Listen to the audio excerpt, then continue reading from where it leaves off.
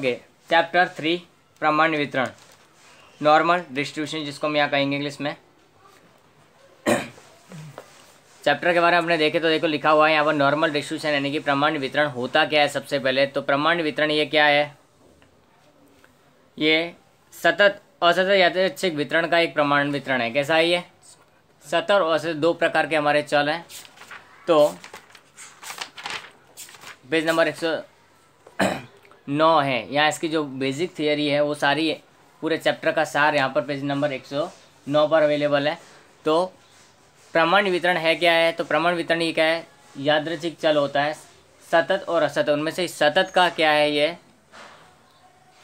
बोलो संभावना वितरण है। सतत यादृच्छिक चल का संभावना वितरण है। किस प्रकार के का, सतत यादृच्छिक चल का संभावना वितरण जो है वो किसको फॉलो करता है, प्रामाण्य वितरण, ध्यान रखना है। और प्रामाण्य वितरण किस प्रकार का बनेगा तो हमको यहाँ देखना है। एक्चुअली चैप्टर नंबर 2 द्विपद वितरण वो असतत चल का है और ये सतत चल का, दो प्रकार के चल है अपने। तो अपने चैप्टर नंबर 3 पर अपने प्रामाण्य वितरण देख रहे हैं। क्या देख रहे हैं, प्रामाण्य वितरण। पेंसिल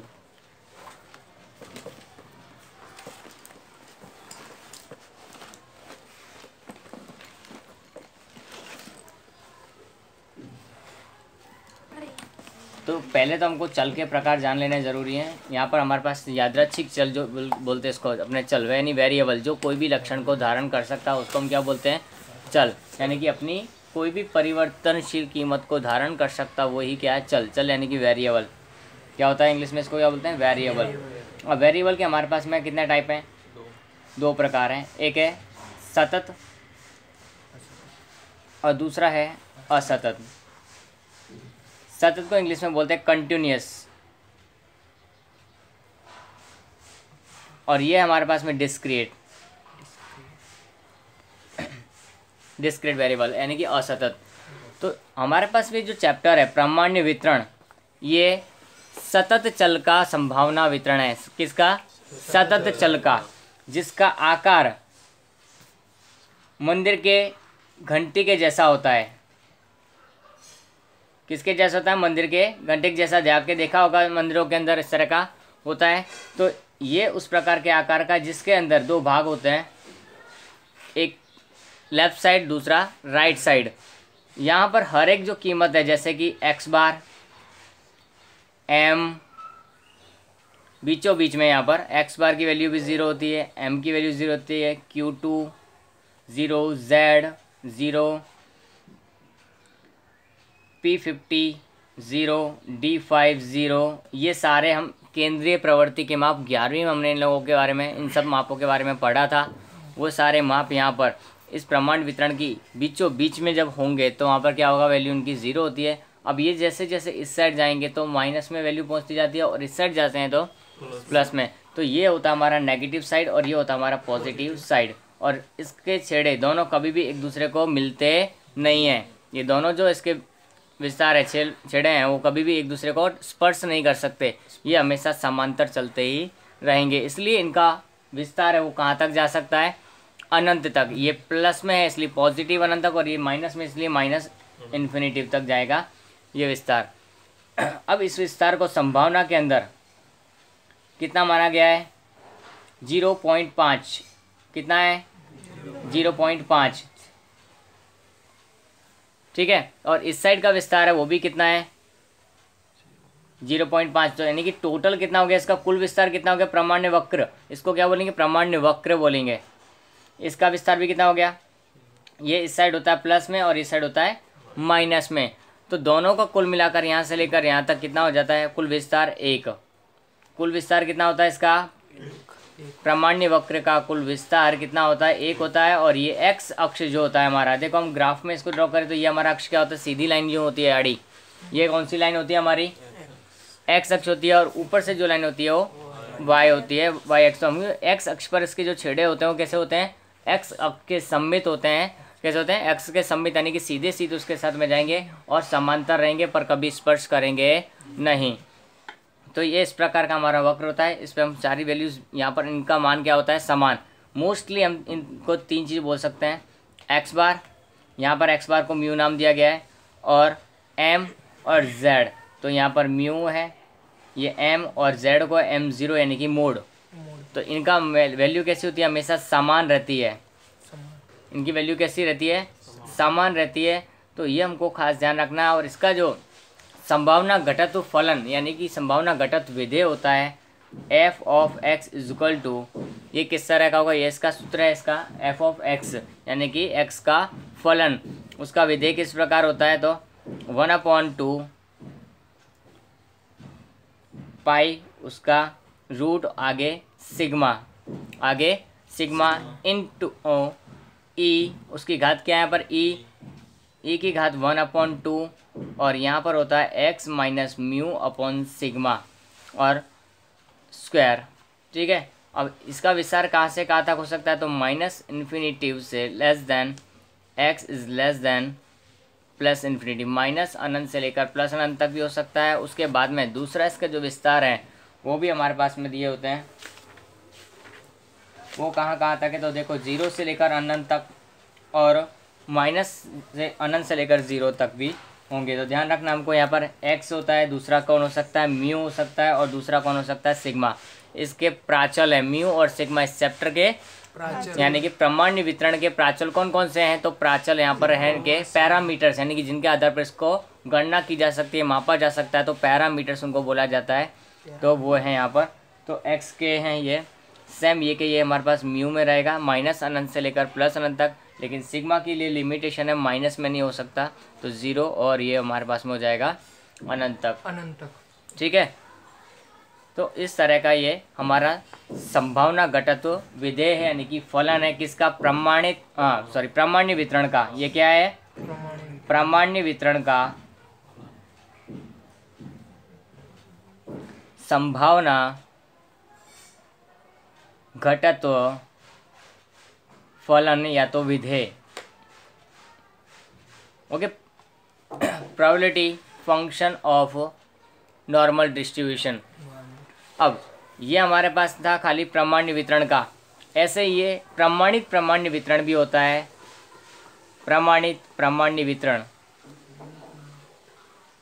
तो उसका घटत्व फलन अलग प्रकार से होगा।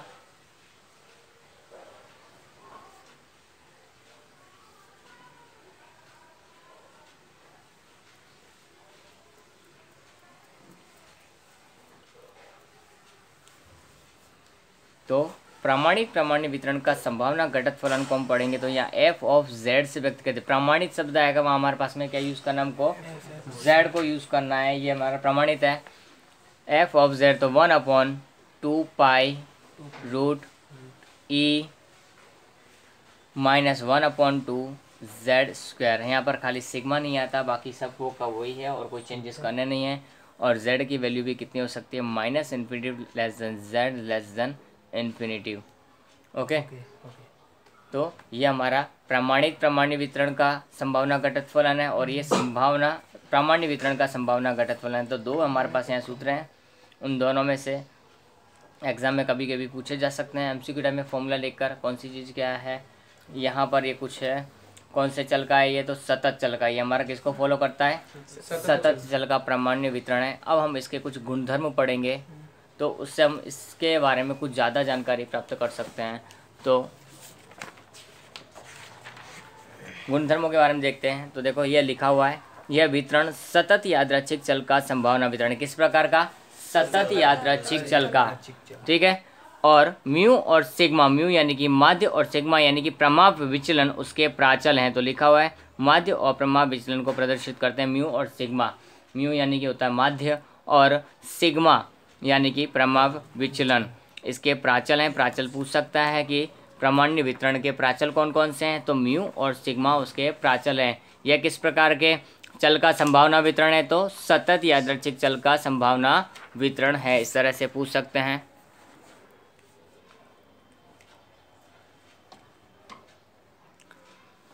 यह वितरण म्यू के से सापेक्ष सम्मित होता है। कैसे, म्यू से सापेक्ष सम्मित है, उसकी विषमता कैसी होती है, शून्य। पूछ सकते हैं कि प्रामाण्य वितरण की विषमता कैसी होती है, शून्य। प्रामाण्य वितरण की विषमता शून्य होती है। इस वितरण हेतु मध्य का और भूयिष्ठक का मूल्य समान होता है। माध्य, मध्यिका और भूइष्ठक यानी कि म्यू एम और एम जीरो यानी कि मोड यानी जेड, उसका मूल्य कैसा होता है, समान होता है। इस वितरण में चतुर्थक मध्यिका से समान अंतर पर होते हैं। चतुर्थक है वो कैसे होते हैं, मध्यिका से समान स्तर पर, समान अंतर पर होते हैं। यानी कि Q3 में से हम Q2 यानी कि M उसको माइनस करें इज इक्वल टू वो Q2 में से Q1 को माइनस करने जितना ही होगा। इसलिए यहाँ पर हमको मिलता है कि M is equal to Q3 plus Q1 divide by 2। तो एक फॉर्मूला हमारा बन जाता है किसका, मध्यिका का, Q2 का। Q2 is equal to Q3 plus Q1 divide by 2। Is it okay. Now इस वितरण का संभावना वक्र वो कैसा होता है, आकार उसका कैसा होता है, तो संपूर्ण घंटाकार, वेल शेप्ड कैसा होता है। प्रामाण्य वक्र के जो वक्र हमने आकृति बनाई है इसके दोनों सिरे को लंबा करने पर ये किसके समीप जाते हैं, एक्स अक्ष के समीप जाते हैं, परंतु कभी उसको स्पर्श नहीं कर सकते। इस वितरण के अंदर अंतिम चतुर्थक का अनुमानित मूल्य, अंतिम चतुर्थक यानी Q1 और Q3 दोनों ही हो सकते हैं। तो Q1 इस साइड वाला अंतिम और Q3 उस साइड वाला, क्योंकि चतुर्थकों की कुल संख्या कितनी होती है, 3। 11th में हम ये सब पढ़ के आए हैं इन सब के बारे में। तो Q1 का फॉर्मूला हमारे पास है Q1 is equal to mu minus 0.675 sigma.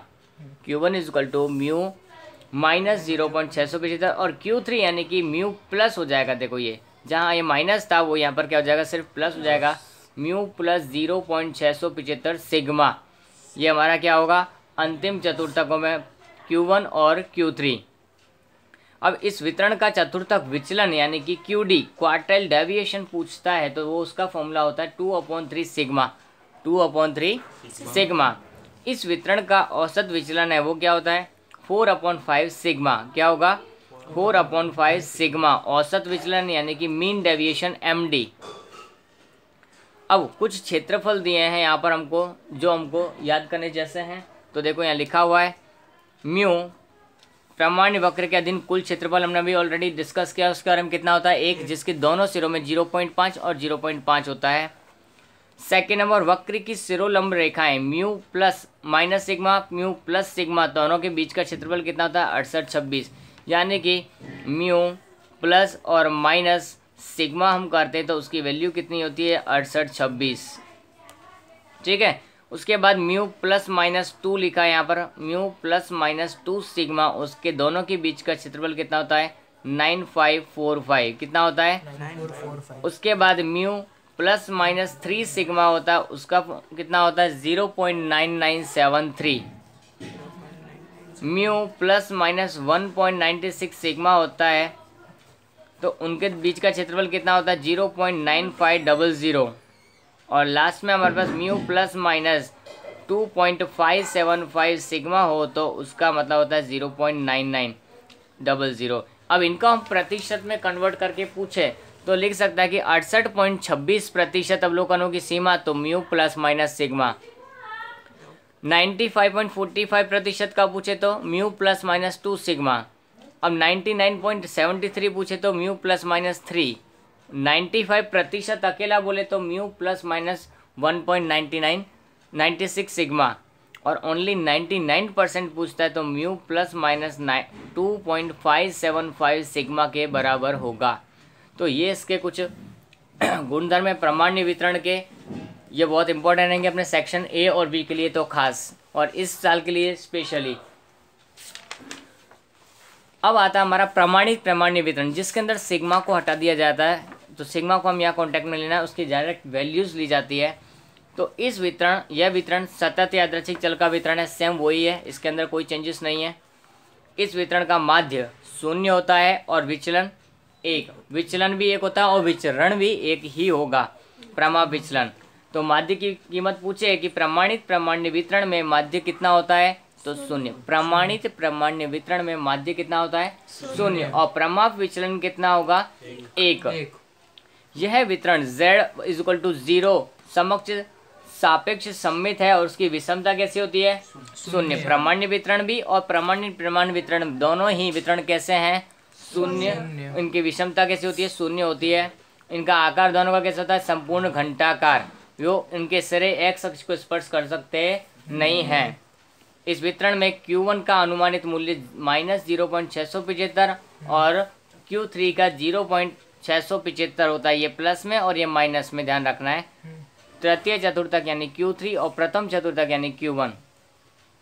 और चतुर्थक विचलन 2/3 डायरेक्टली हमारे पास यहाँ आंसर दिया हुआ है इन लोगों ने कि चतुर्थक विचलन का मान कितना होता है 2/3 लगभग। औसत विचलन कितना होता है 4/5। खाली सिग्मा जो पीछे था उसको हटा दिया गया है, डायरेक्टली वैल्यूज दी है। अब पीछे लिखा हुआ है z is equal two plus minus 1 हो तो उसका आंसर हमको डायरेक्टली पता कर सकते हैं 6826 0.6826। z is equal two plus minus 2 हो तो 0.9545, प्लस माइनस 3 हो तो 9973, 1.96 हो तो 0.95 और 2.575 हो तो 0.99 ओनली। तो ये चीज़ों को हमको खास ध्यान रखना है। ये थियोरेटिकल पोर्शन के लिए हमारे लिए इतना जानना बहुत ही ज़रूरी था।